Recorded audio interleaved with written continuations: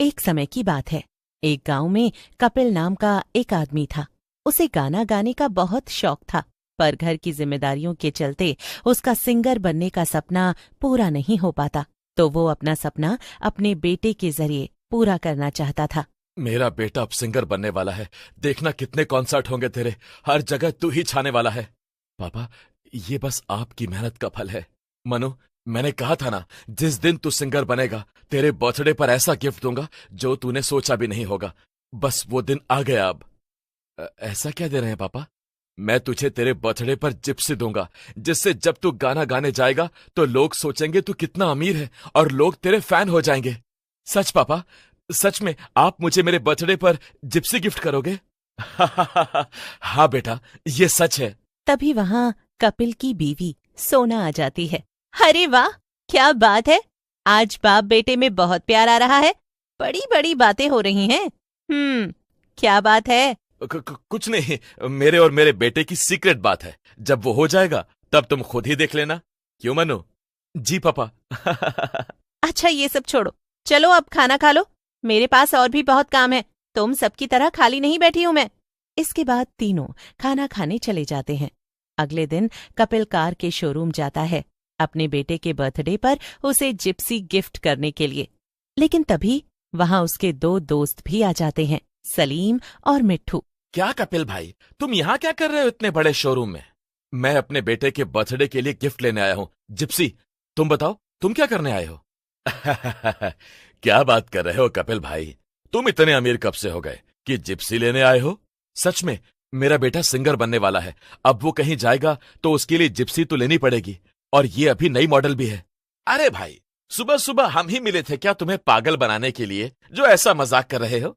मैं मजाक नहीं कर रहा।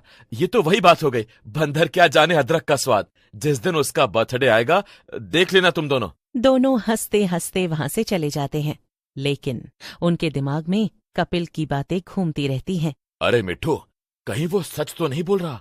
अगर ऐसा हुआ तो गांव का सबसे अमीर व्यक्ति बन जाएगा। बात तो सही है।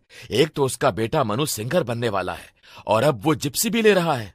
हमें उसे सबक सिखाना पड़ेगा, जिससे वो अपनी औकात ना भूले, वरना हम लोगों को गांव में कौन पूछेगा? सब उसकी ही वाहवाही करेंगे।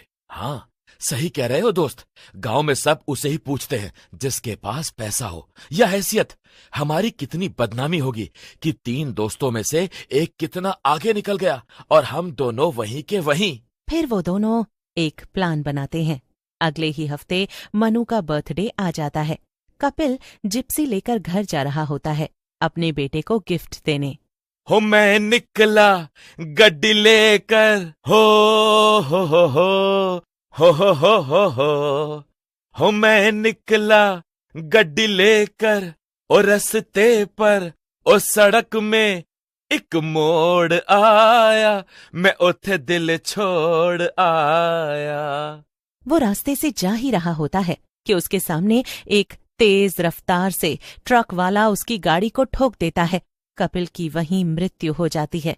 ट्रक वाला वहां से भाग जाता है और कपिल भूत बन जाता है। रुको, तुम नहीं बचोगे धोखेबाज। तुमने मेरे साथ बहुत गलत किया। मैं तुम्हें छोड़ूंगा नहीं। जैसा तुमने मेरे साथ करा है वैसे ही तुम्हारे साथ मैं अब इससे भी बुरा करूंगा। फिर वो एकाएक बहुत भावुक हो जाता है और सोचने लगता है, मैं कितना खुश था कि मेरा बेटा गायक बनने वाला है। उसका जन्मदिन भी आने वाला है। मैंने कितने प्यार से ये जिप्सी ली थी कि उसे उसके बर्थडे पर गिफ्ट करूंगा। इस जन्मदिन पर उसे ये सौंप देता तो वो ये देखकर बहुत खुश होता। लेकिन मेरी किस्मत को कुछ और ही मंजूर था। मुझे मार क्यों दिया? मैंने तुम्हारा क्या बिगाड़ा था जो मुझे मार दिया? अब मैं तेरे हत्यारों को भी नहीं छोड़ूंगा। मेरा सपना पूरे होते नहीं देख पाया मैं। मेरा बेटा मनु। तभी वहां पुलिस आ जाती है।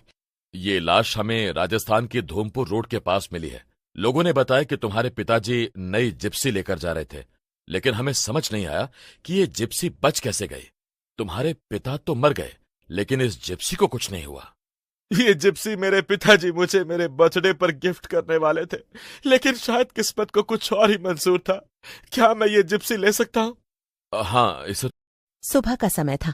बेटा, मुझे यकीन है तुम्हारे पापा कहीं ना कहीं हमारे पास ही हैं। वो हमें देख रहे हैं बेटा। कपिल का भूत वहीं खड़ा ये सब देख रहा था और उनकी बातें सुनकर बहुत दुखी था। कुछ दिन निकल जाते हैं। अब रात को जब सब सो जाते थे तो भूतिया कपिल जिप्सी चालू करके निकल जाता था। एक रात गांव के कुछ लोग कहीं से आ रहे होते हैं तो वो देखते हैं वहां से एक जीप अकेली चलती आ रही है। लोग थोड़ा ध्यान से देखते हैं तो उसमें कोई नहीं होता। 3 महीने बीत जाते हैं लेकिन वो जीप अक्सर रात में गांव से आती जाती देखी जाती थी। धीरे धीरे सारे गांव वाले उसे भूतिया जिप्सी कहने लगे। कोई नहीं जानता था कि वो किसकी है, कौन उसे चलाता है और क्यों। एक शाम गांव की चौपाल पर बूढ़े लोग हुक्का पी रहे थे। तभी वहां सलीम और मिट्ठू आते हैं। दादाजी, आप लोगों ने कभी वो जिप्सी देखी है जो रात को पूरे गांव में चलती है? ना देखी बेटा, ना देखने का शौक है। वो जिप्सी नहीं, मौत की सवारी है। क्या मतलब है इसका? ये सुनकर मिट्ठू और सलीम थोड़ा सकपका जाते हैं और वहां से चले जाते हैं। रात को मिट्ठू अपने घर की छत पर बैठा था। चांदनी रात थी। उसे दूर से जिप्सी के हॉर्न की आवाज आती है। सच क्या है ये जानना पड़ेगा। कहीं ये सच में कपिल तो नहीं है जो हमें डराना चाहता हो। कल रात में खुद जाकर देखूंगा। डर कर रहना अब नहीं होगा। फिर रात के समय मिट्ठू और सलीम झाड़ियों के पीछे छिप जाते हैं। सामने से एक जिप्सी अपने आप चलती दिखती है, बिना ड्राइवर के। तभी जिप्सी की हेडलाइट चमकती है। धीरे धीरे जिप्सी रुकती है। धुएं जैसी आकृति बाहर निकलती है और एक डरावनी आवाज आती है। कौन है मेरे रास्ते में? जो भी मेरा रास्ता रोकेगा वो कभी लौटकर वापस नहीं आएगा। अब मैं कोई आम इंसान नहीं हूं जो कोई भी ऐरा गहरा मुझे मार के जाए। ये नजारा देखकर सलीम डर के मारे भाग जाता है, पर मिट्ठू वहीं खड़ा रह जाता है। भूतिया कपिल उसे देखकर बहुत गुस्से में आ जाता है और भूतिया जिप्सी वाला मिट्ठू को अपनी जिप्सी से टक्कर मार देता है और वो वहीं पर मर जाता है। अगली सुबह पूरे गांव में मिट्ठू की मौत की खबर फैल जाती है। रात हो जाती है। सलीम अपने घर के कमरे में बैठा था।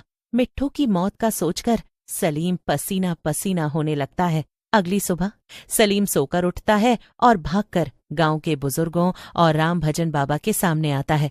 वहां भीड़ जुटी थी। लोग चर्चा कर रहे थे कि मिट्ठू की मौत आखिर क्यों हुई होगी। तभी सलीम बोलता है, बाबा, मैं अपना गुनाह कबूल करता हूँ। हमने ही कपिल को मारा था। बस डर और ईर्ष्या थी, उसी में अंधे होकर हमसे ये पाप हो गया। अब मुझे माफ कर दो। माफी से अब कुछ नहीं होगा। कपिल की आत्मा रो रही है। उसे मुक्ति तभी मिलेगी जब उसका अंतिम सपना पूरा होगा। गांव में एक संगीत प्रतियोगिता की घोषणा होती है। मनु उसमें भाग लेने का फैसला करता है। बेटा, क्या तुम तैयार हो? ये तुम्हारे पापा का सपना था। प्रतियोगिता के दिन मनु जयपुर जाने के लिए बस पकड़ने ही वाला होता है, लेकिन रास्ते में बस खराब हो जाती है। तभी जिप्सी अपने आप स्टार्ट हो जाती है और वो मनु के सामने आकर रुकती है। हाँ, मनु, ये तो पापा की जिप्सी है ना? मनु हिम्मत करके जिप्सी में बैठता है। गाड़ी अपने आप चलने लगती है। रास्ते भर मनु अपने पापा की आवाज महसूस करता है, गाने की, हंसी की। ऐसा करते करते मनु वहां पहुंच जाता है। मनु का नाम अनाउंस होता है और वो मंच पर आता है। मनु मंच पर आता है, आंखें बंद करता है और वही गाना शुरू करता है। लोग भावुक हो जाते हैं। अंतिम लाइन पर वो रुक कर कहता है, ये गाना मेरे पापा के लिए है, जिन्होंने ये जिप्सी मेरे लिए खरीदी थी। आज भी उनका साथ मुझे महसूस होता है। अचानक वहां बैठे लोगों को मंच पर एक धुंधली आकृति मुस्कुराती हुई दिखती है, कपिल की आत्मा, और फिर वो धुएं में विलीन हो जाती है। गांव में उसी रात कपिल की आवाज हवा में गूंजती है, मेरा सपना पूरा हुआ, अब मैं चला हमेशा के लिए। कुछ दिन बाद पुलिस को एक गुमनाम चिट्ठी मिलती है जिसमें सलीम और मिट्ठू का जुर्म कबूल किया गया होता है। गांव में सलीम गिरफ्तार हो जाता है। इधर अब मनु एक मशहूर गायक बन चुका था। वो वही गाना फिर से गाता है और आकाश में कहीं कपिल की हंसी गूंजती हुई सुनाई देती है।